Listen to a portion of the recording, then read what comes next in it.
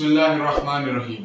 मेरा नाम है जवाद अहमद ताहिर की खिदमत में हाजिर हुआ और 2 से 3 आज आपको मेन टॉपिक्स पे आज आगाही देना चाहूँगा। रियल एस्टेट के हवाले से, रियल एस्टेट इन्वेस्टमेंट के हवाले से आपसे बातचीत करना चाहूँगा। सबसे पहले तो मैं सबसे बड़े जो फ्रॉड आजकल मार्केट में हो रहा है उसके बारे में 2 से 3 पॉइंट्स में आपको इसकी शॉर्ट सी समरी जो है वो बताऊँगा। अभी पिछले दिनों एक बहुत बड़े हाउसिंग प्रोजेक्ट के अंदर 15 अरब रुपए का फ्रॉड हुआ, जिसमें बेसिकली सबसे पहली तो गलती आप लोगों की है।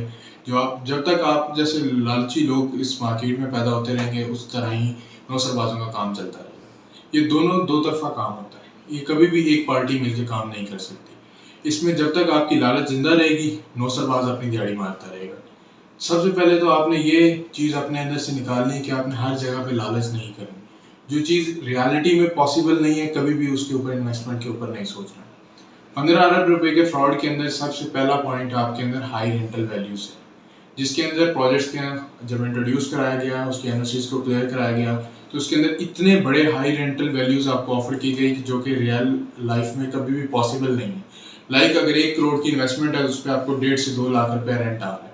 हाउ इज इट पॉसिबल कि एक अंडर कंस्ट्रक्शन प्रोजेक्ट आपको इतना बड़ा रेंट दे? सबसे पहला ये क्वेश्चन मार्क। ठीक है, इसके अंदर आप देखिए 1 से 2 चीज़ें मैं अपने क्लाइंट्स के साथ हमेशा शेयर करता होता हूँ, जिसमें आप ये देख सकते हैं कि सबसे पहली चीज़ कि जो चीज़ बनी नहीं है उस पर आपको कभी भी रेंटल वैल्यू अगर ऑफर हो रही है तो इसका मतलब है वो आपके साथ स्कैम है। आज नहीं तो कल आपको कभी भी उसकी चीज़ नहीं मिलेगी। ठीक है, उसके अलावा आप देखें तो इसमें सबसे दूसरी चीज़ आती है वो है सूद। ये सूद के जुमरे में आता है। एक चीज़ जिसके अंदर आप फिक्स डिपॉजिट के ऊपर फिक्स वैल्यू आप हासिल कर रहे हैं फॉर शॉर्ट पीरियड है चाहे वो लॉन्ग पीरियड है, ये प्रोफेशनल वर्जन है सूद के।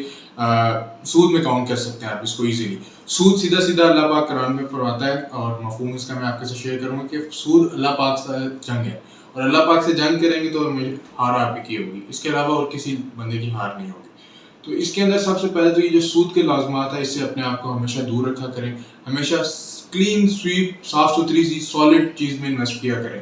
कभी भी ये चीज़ें ना देखा करें अभी आपको मैं इन्वेस्टमेंट करवा दूँ जी 36 स्क्वायर फीट का है, आप इतने वैल्यू दें हमें और इतना रेंट हासिल करते रहें। कल को 36 स्क्वायर फीट लाइक आप किसको सेल करने जाएंगे? आपके पास एक यूनिक सॉलिड चीज़ ही नहीं है, आप किसको सेल करते फिरेंगे? फिर आप दूसरा बाय बैक पॉलिसीज़ के अंदर बहुत ज़्यादा जल्दी ट्रैप हो जाते हैं। लाइक अगर बाय बैक पॉलिसीज़ हैं, लो जी मैं इतने देर के अंदर भेज दूँगा, इसके अंदर जो है ना ज़्यादातर ओवर सेलिंग का कॉन्सेप्ट आ जाता है। आप जब जैसे ही 20 लाख दिया, 15,000, 20,000, 25,000 रेंटल वैल्यूज आपको ऑफर होने लग पड़ती हैं। इतने में डेवलपर क्या करता है, वो आपसे पैसे घेरता है। मनी ग्रैबिंग टेक्निक्स हैं, पैसा आपसे घेर लिया, आपको रेंट देता रहा। एट द एंड आपको क्या इससे मिलना है? कुछ भी नहीं मिलना। वो आपको आहिस्ता आहिस्ता कभी रेंट कम करेगा, कभी रेंट नहीं देगा, तो एट द एंड आप अपने जो इन्वेस्टेड अमाउंट है उससे आप कहेंगे मैं विड्रॉ कर लेता हूँ। तो ये चीज़ें आपको हमेशा प्रॉपर्टी में इन्वेस्ट करते हुए आपको ध्यान रखना पड़ेगा। दूसरी चीज़ जिसका आजकल मैं आपको जिक्र करना चाह रहा हूँ, वो भी आजकल अपने ट्रेंड पे जा रही है, उसमें है highly profitable adjustments.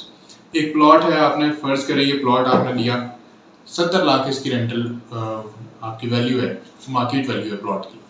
Let's suppose आपको डेवलपर कहता है मैं इस प्लॉट को 1 करोड़ रुपए में एडजस्ट करूंगा।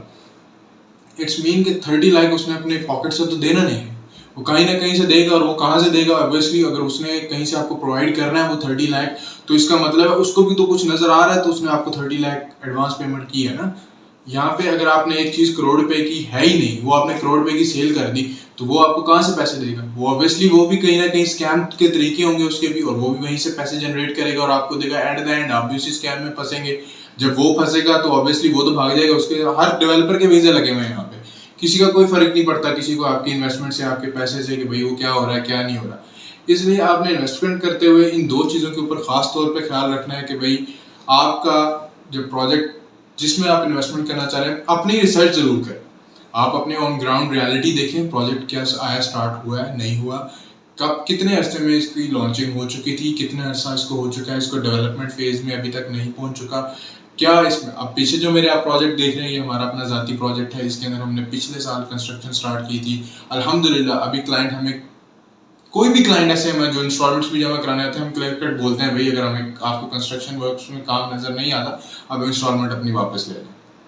हमारे काफ़ी क्लाइंट्स हैं जिन्होंने हमारे से कंस्ट्रक्शन के ऊपर इंस्टार्ट हमारे साथ थोड़ी सी बहस मुबासा किया था कि आप अगर लेट हो गया तो ये क्या करेंगे, फलाना हो गया तो हम क्या करेंगे। हमने उन सबको अल्हम्दुलिल्लाह सेटिस्फाई किया है। अल्हम्दुलिल्लाह अब वो घर बैठे अपनी इंस्टॉलमेंट्स हमारे बैंक ट्रांजैक्शंस में भेज देते हैं। तो ये सारा आपका और हमारा एतबार के लिहाज से आप इन्वेस्टमेंट करते हैं। कभी भी यहाँ पे इन्वेस्टमेंट एक तरफा नहीं हो सकती। मैं आपको कहीं से घेर के इन्वेस्ट नहीं करवा सकता। यहाँ पे जब भी इन्वेस्टमेंट होगी हमारी म्यूचुअल अंडरस्टैंडिंग के बाद होगी। ठीक है, तो इन चीज़ों के ऊपर आपने गौर करना है। नंबर एक, सबसे पहले आपने डेवलपर्स का पास्ट हिस्ट्री जो है कि डेवलपर कितना स्ट्रांग है, वो जो प्रोजेक्ट बना रहा है, आया आपकी इन्वेस्टमेंट जिसमें आपने पैसे लगाए हैं क्या वो रिस्की तो नहीं हुई जा रही। बिकॉज अगर डेवलपमेंट का जो प्रोसीजर है वो सारा डेवलपर के ऊपर होता है। ठीक है, अगर तो डेवलपर स्ट्रांग है तो वो ऑब्वियसली उसको पुश देगा और लेकर टॉप तक निकाल देगा। अगर आपने इसमें अगर इन्वेस्टमेंट करनी है और आपका डेवलपर स्ट्रांग नहीं है तो आपके ऊपर एक क्वेश्चन मार्क आ जाता है कि क्या आपने ये इन्वेस्टमेंट की है तो ये आपकी सेफ रहेगी या नहीं रहेगी। दूसरा, ऑन ग्राउंड रियलिटीज को आपने लाजमी जाकर देखना है।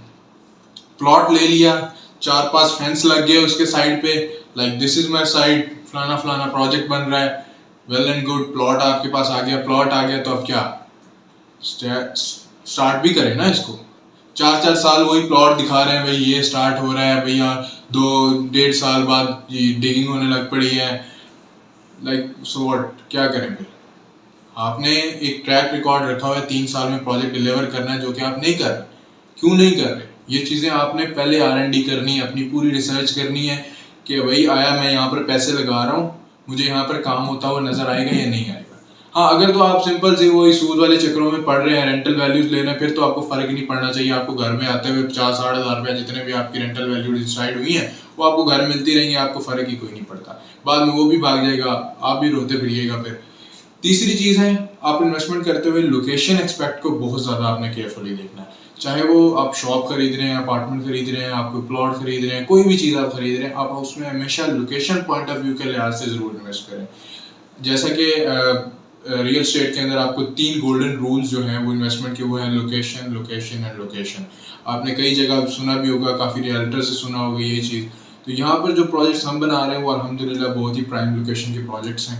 आप इनकी ऑन ग्राउंड रियलिटी देख सकते हैं आकर। हमने जो भी यूनिट सेल किए हैं वो टोटली इन्वेंट्री से सोल्ड आउट हैं। कोई भी डबल यूनिट्स हमने सेल नहीं की है या कोई ऐसी चीज़ें सेल नहीं की, लाइक ये एक शॉप की साइज़ है, हमने इसको 1, 2, 3, 4, 5, 6 हिस्सों में डिवाइड किया। इस तरह करके हमें सेल करने में बहुत आसानी है।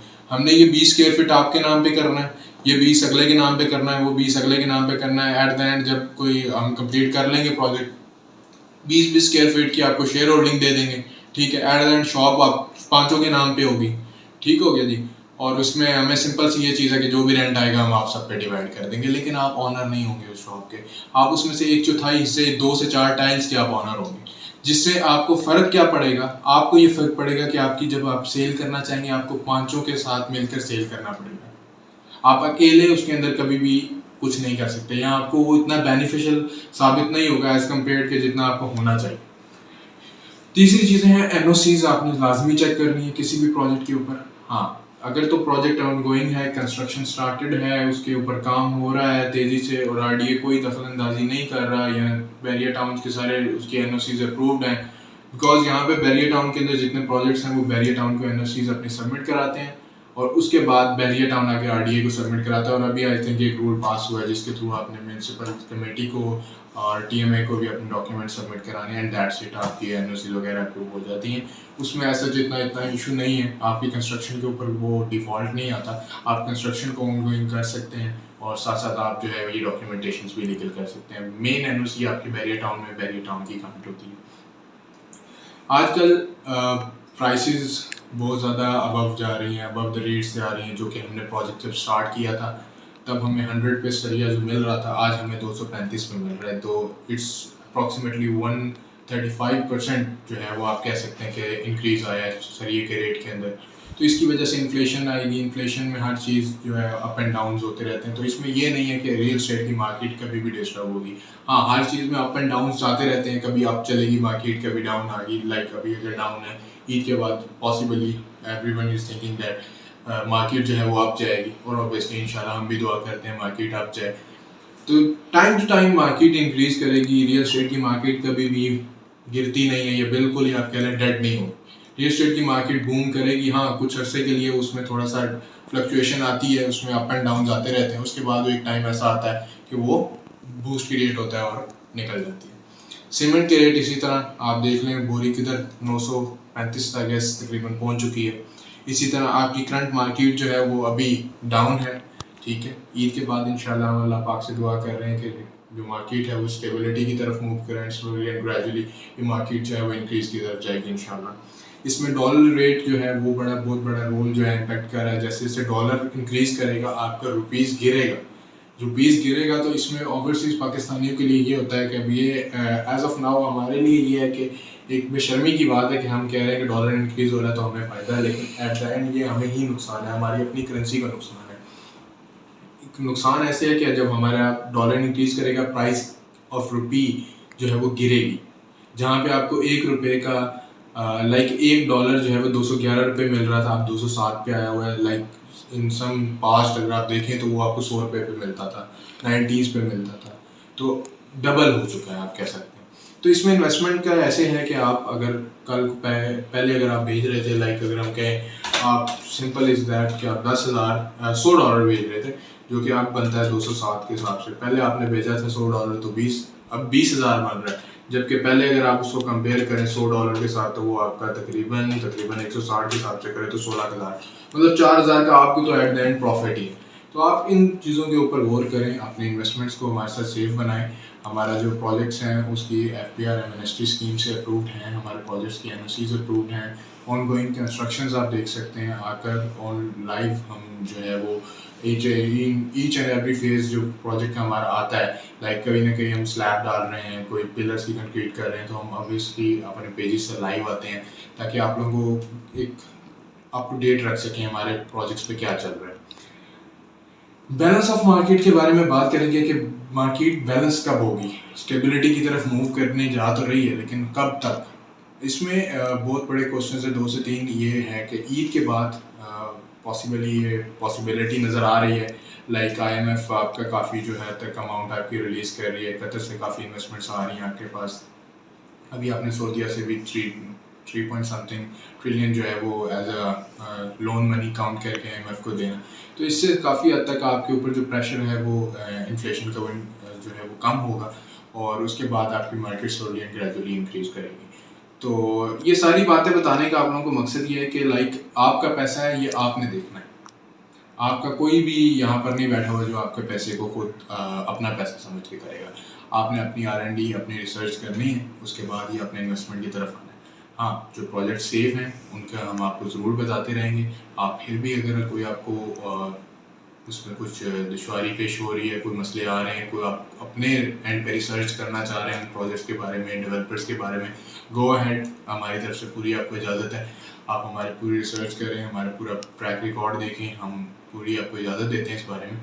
और इसके हवाले से आपको मैं बताता चलूँ कि हमारे ये जो 2 प्रोजेक्ट्स हैं इसके अंदर अभी भी काफ़ी हद तक हमारे पास यूनिट्स जो हैं वो सेल हो चुके हैं अल्हम्दुलिल्लाह, और कुछ लिमिटेड इन्वेंट्री जो शॉर्ट इन्वेंट्री आप जिसे कह सकते हैं वो अवेलेबल है और बहुत ही मुनासिब रेट्स पे भी अवेलेबल है। जैसे जैसे इन्फ्लेशन इंक्रीज़ हो रही है तो आप कह सकते हैं कि हमें इस मार्केट रेट को स्टेबल करने के लिए हमें प्राइसेस को इंक्रीज़ करना पड़ेगा।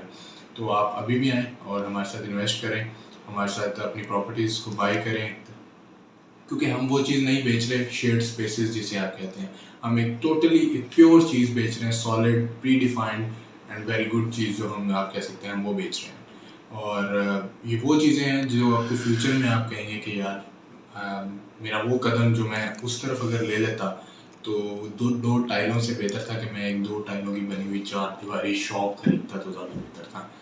तो इसी के साथ मुझे दें इजाज़त और दुआओं में याद रखिएगा। Thank you very much. अस्सलाम वालेकुम।